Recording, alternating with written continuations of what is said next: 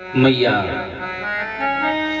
गंगा जी के किनारे जहां बालों के लहरीदार बिछोने बिछे हुए हैं, श्री व्यास आसन पर व्यास के पुत्र श्री सुखदेव जी महाराज विराजमान हैं। जो सुखदेव जी महाराज उत्तरानंदन चंद्रवंशी पांडुवंशी राजा परीक्षित को भगवान की पावन लीलाएं सुना रहे हैं।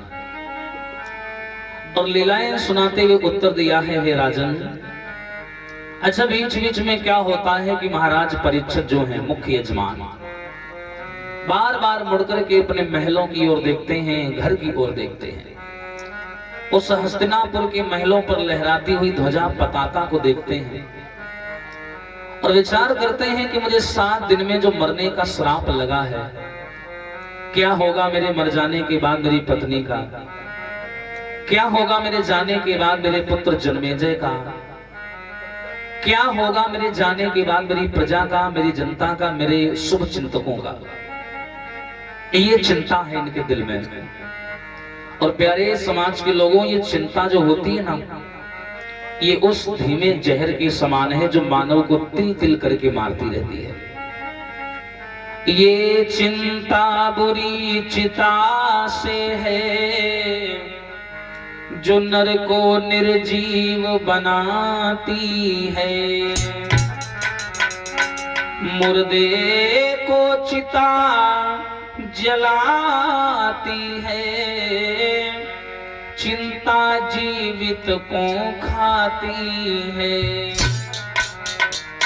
ऐसी है चिंता। तो गुरुजी सामने बैठे हैं, सुखदेव जी समझाते हैं, राजन चिंता करते क्यों हो हैं? अरे भाई चिंता क्यों करें? चिंता नहीं करनी चाहिए मनुष्य को। क्यों? क्योंकि चिंता करने से मानव की समस्याओं का आकार दोगुना हो जाता है, समाधान नहीं मिलता और बढ़ जाती है। अच्छा चिंता करें क्यों? अरे चिंता करे भलाई हमारी और इस माया जंजाल की, चिंता करे बलाए हमारी इस माया जंजाल की। अब बलिहारी बलिहारी बोलो, बलिहारी नंदलाल की। अरे बलिहारी बलिहारी बोलो, बलिहारी नंदलाल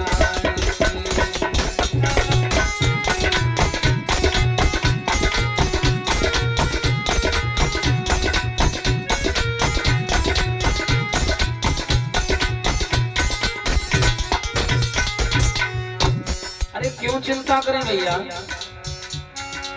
जिस मालिक ने जन्म दिया वो अन्न वस्त्र भी देगा।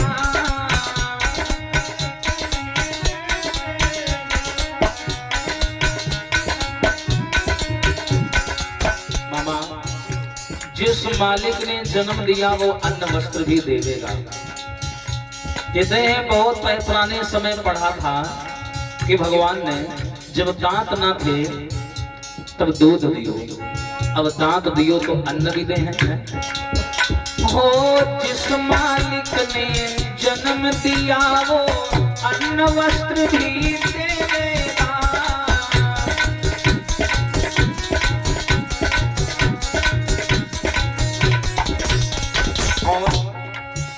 और रहने को एक छत देवेगा और एक खबर हमारी लेगा।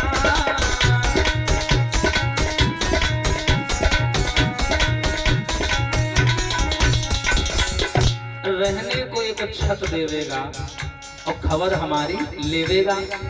लेकिन हमें तुम्हें करना क्या है?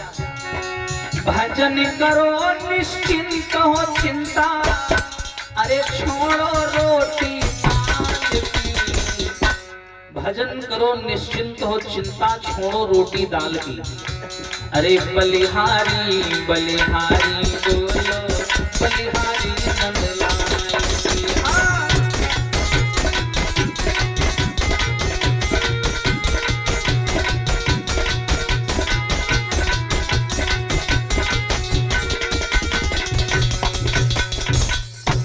कहते मानव को चिंता और अभिमान तो करने नहीं चाहिए। अच्छा, शरीर का अभिमान करें क्यों? देखा होगा बहुत से लोगों को अपने शरीर पर भी अभिमान होता है, लेकिन वस्तुतः मूल्यता अगर देखा जाए तो शरीर में हमारे आपके अभिमान करने वाली कोई चीज ही नहीं है। काहे का अभिमान करें? शरीर का कोई ऐसा अंग नहीं है जहां मल मवाद और गंदगी ना हो। देखा होगा बहुत से लोगों को कहते सुनते हैं कि देखो फलाने की नाक बड़ी सुंदर है, कहते ना, कहते नाक बड़ी सुंदर है, तो मान के चलो वत्ते खन्नाक निकल पड़े तो हाँ, दिमाग लगाओ, अगर उतने टाइम 250 ग्राम निकल पड़े खीर जैसे, तो क्या तुम कहोगे कि नाक सुंदर है? नहीं कहोगे, यही कहोगे यार जाओ गंदगी फैला पहुंच के आओ। बहुत से लोग ऐसे होते हैं, कहते हैं देखो फलाने की आंख बड़ी सुंदर है, कितनी प्यारी प्यारी आंखें, मन करता है डूब जाए। बताओ आंखें कोई डूबने वाली चीज है?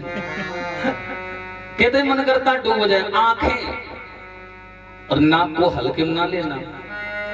अच्छी खासी शादियां और अच्छे खासे रिश्ते नाक के चक्कर में कैंसिल हो जाते हैं। तुम कितना बढ़िया भी लड़का देख करके आओ, घर में आकर के उसकी फोटो या तस्वीर नारियों को दिखाओ, तो माताएं इतना कहेंगी हाँ बाकी तो सब ठीक है, नाक तनिक टेढ़ी है। ये बोल जरूर देंगे। हाँ, कहते हैं आंख बड़ी सुंदर है, फलाने की आंख बड़ी सुंदर है। और जब आदमी सवेरे सो के जगता है तो भैया आंख से क्या निकलता है? क्या बोलते हैं आपकी तरफ? कीचड़। हमारे से कहते हैं चीपर। हाँ, अब बताइए कोई अंग ऐसा है जहां हम गर्व करेंगे हाँ ये ठीक है? हर जगह यही हाल है। इसलिए अभिमान करने के लिए कोई जगह ही नहीं है। ये मानते हैं कि भगवान ने बड़ा सुंदर शरीर बनाया और हमें इस मानव शरीर का सम्मान करना चाहिए। दुनिया भर की बुरी व्यसन चीजों से शरीर को दूर रखना चाहिए, सात्विक बना करके अपने जीवन को जीना चाहिए। 3 गुण होते हैं और 3 गुणों से ही मानव शरीर बना है, 5 तत्वों से बना है। कौन कौन 5 तत्व हैं? अरे क्षिति जल पावक गगन समीरा,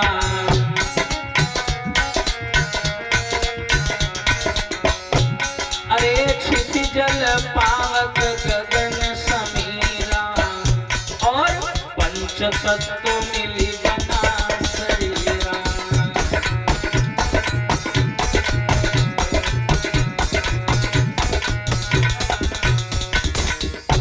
क्षिति जल पावक गगन समीरा, पंच तत्व मिली बना शरीरा। 3 गुणों से हमारा शरीर बंधा हुआ है, रजोगुण, तमोगुण और सतोगुण।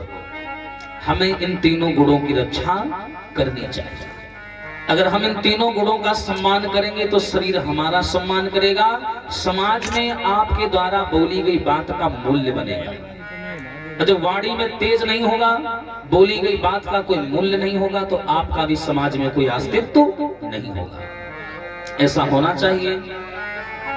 लेकिन प्यारे, हम लोग क्या करते हैं? भगवान को कहां ढूंढते हैं? अन्य अन्य स्थानों पर। तो मालूम है वास्तविक भगवान है कहां?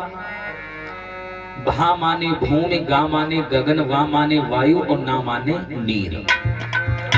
ये 4 तत्व के मैंने नाम बताए हैं। अगर ये चारों तत्व ना हो तो क्या मानव जी पाएगा? आप बताइए। भा माने भूमि, गा माने गगन, वा माने वायु, ना माने नीर, ये 4 शब्दों की श्रृंखला को मिलाकर के भगवान शब्द का निर्माण होता है। अब इनमें से कोई भी एक चीज कम हो जाए, पानी कम हो जाए या हवा कम हो जाए, तो क्या यह मानव जी पाएगा? नहीं जी पाएगा। यही तो भगवान है। और हमें गर्व है अपनी सनातन संस्कृति पर कि हमारे धर्म में, हिंदू धर्म में ये प्रथा है कि हम लोग इन 4 चीजों की पूजा करते हैं ना? भा माने भूमि, गा माने गगन, वा माने वायु, ना माने नीर। इन 4 तत्वों की पूजा करती हैं माताएं भी करती हैं, हम लोग भी करते हैं। जैसे हम लोगों में क्या होता है कि सवेरे उठे तो पहला मानव का धर्म क्या है कि पृथ्वी मां को स्पर्श करके मस्तक से लगाए। ऐसा हम लोग करते भी हैं। दूसरा है गगन। आदमी कोई मुसीबत में होता है, कोई परेशानी में होता है, एक बार मुंह ऊपर करके कहता जरूर है भगवान क्यों परेशान कर रहे हैं? कह देता है ना। अब देखिए वहां माने वायु, वायु हमें वृक्षों से मिलती है और हमारे धर्म में बरगद और पीपल की पूजा होती है। ना माने नीर, जिस नीर को बोला गया कि जल ही जीवन है, इसीलिए हमारे धर्म में नदियों, तालाबों, सरोवरों की पूजा होती है। हमें गर्व है हमारे धर्म में, जहां सबको समान भाव से और सबका सम्मान किया जाता है। बोलिए सच्चिदानंद भगवान की। इसीलिए कहते हैं चिंता तो करनी ही नहीं चाहिए, जितना हो सके चिंताओं को दबाइए, क्योंकि अगर आप समाज में रहते हो प्यारे और चिंता में रहते हो तो ये चिंता आपकी कमजोरी कभी कभी बन जाता है, और यही कमजोरी आपको परास्त कर देती है। कभी घर की मुसीबतें और कभी अपने व्यक्तिगत जीवन का दुख ये समाज में किसी को ना बताएं। आपके घर में कोई दिक्कत हो गई, ठीक है, कोई बात नहीं, अपने तक रखें, लेकिन उसका प्रदर्शन ना करें, क्योंकि आज का समय ऐसा है कि मौके पर चौका मारने वाले गली गली बैठे हैं। आपकी कमजोरी उनके हाथ लगी और उन्होंने दांव खेल दिया। इसलिए इन चीजों का कभी प्रदर्शन ना करें, जितना हो सके इन चीजों को छुपा करके ही रखें, उसी में कल्याण है। और देखिए शरीर का तो अभिमान बिल्कुल ना करें, नश्वर है भैया, नश्वर, पता नहीं कब क्या मानव देह में हो जाए, आदमी चलते चलते गिर जाता, प्राण निकल जाते हैं, इससे मोह तो करो ही ना। एक कवि कहता है कि मति प्रेम करो इस काया से,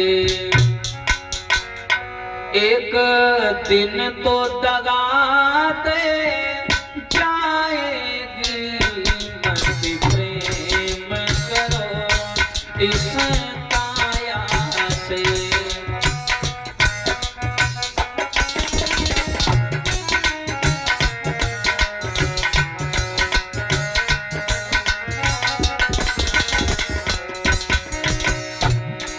मति प्रेम करो इस काया से, भैया हो मति प्रेम करो इस काया से, और एक दिन तो लगा दे जाएगी।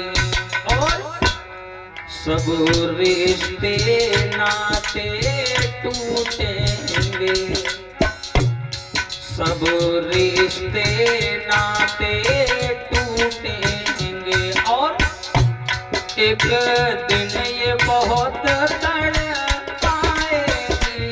मत प्रेम करो इस काया से।